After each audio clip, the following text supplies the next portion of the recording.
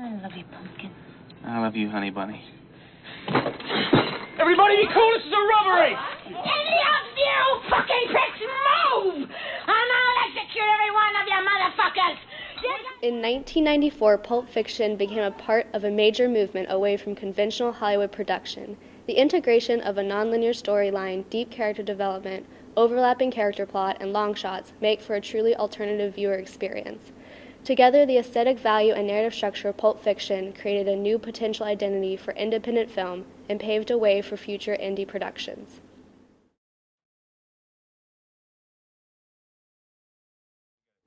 Pulp Fiction's use of unconventional lapses in time allow the viewer to further buy into the character development by introducing information one would not necessarily know in a linear storyline.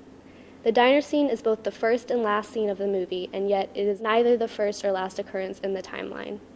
The flash forward of Vincent's violent death encourages the viewer to connect these time lapses through character development beyond the final scene in which Vincent walks out of the diner alive. The film also uses vignettes, or separate short stories, in order to split up character plots. However, the vignettes also allow for the intersecting story plots to eventually come together. At an early point in the film, two characters' worlds collide during a nightclub scene where Vincent Vega interacts with Butch Coolidge. The various storylines arguably create more than one central protagonist.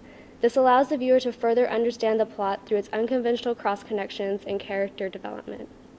These intersecting storylines invite audiences to connect these events throughout the film in a manner that is even more so participatory as opposed to chronological timelines.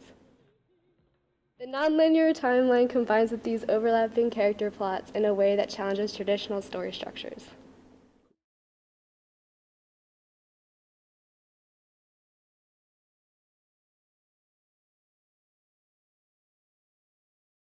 Trust me, I have one. Well, if it's so important, why didn't you keep with the shot? I don't know! Stop bothering me! Listen, what are you looking for? That girl's gonna die in our carpet. You're never gonna find anything in Honey, this I'm going to for fucking 6 months. kill you! I've been calling you. Shut up! Get out! Get in here! Right? Fuck out of my way. Pig. The film creates an odd and somewhat unsettling atmosphere of humor by using dialogue between characters and editing that is otherwise lost in mainstream film. "I gotta stab her 3 times, says Vincent to Lance. This scene draws out a moment of agony long enough to introduce brief glimpses of unconventional and dark comedy in a unique way. The series of jump cuts leading up to Vincent's administration of the shot creates a moment of drawn-out tension as it finally shows Jodie's stoned face of excitement. The process allows for moments of dark comedy to surface in different areas in the film.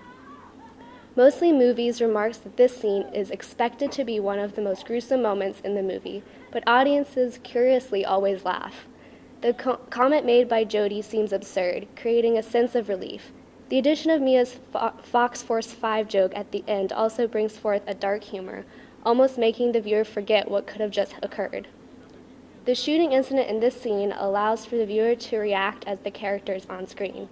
For Jules and Vincent, the bloody surprise has been just as shocking to them as it was for the audience. The violence in this scene integrates a raw sense of realism, so much in fact that the plot actually changes due to this unexpected event. However, the banter between the two characters after the shooting occurs provides a sense of humor otherwise not created in a mainstream film. Because of previous character development, the hyper-realistic violence is blown off due to the fact that the more important characters are alive and are now being placed in a hectic yet humorous situation.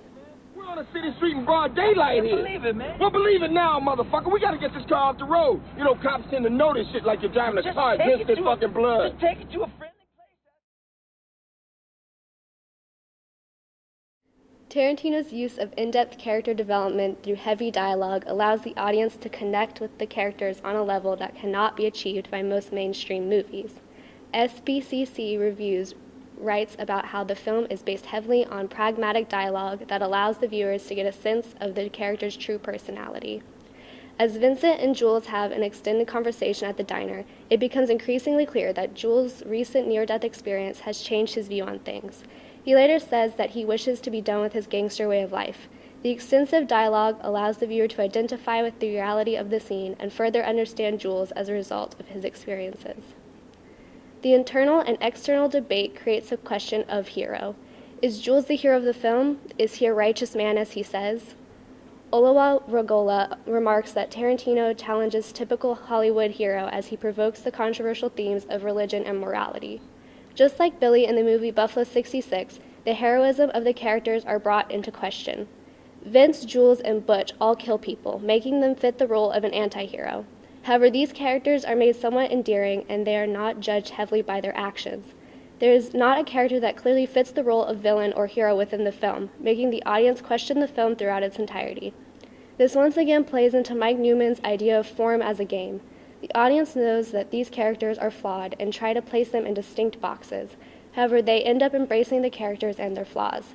This type of ambiguity and audience questioning of characters is a key distinction of indie film, as mainstream films tend to give a clear definition of the villain and the hero. Tarantino's use of long shots and low angles provide deeper character understanding by getting the audience to focus on character actions and facial expressions. Tarantino uses editing, sound, and set design to establish certain character traits, foreshadowing forthcoming events and creating suspense within the audience.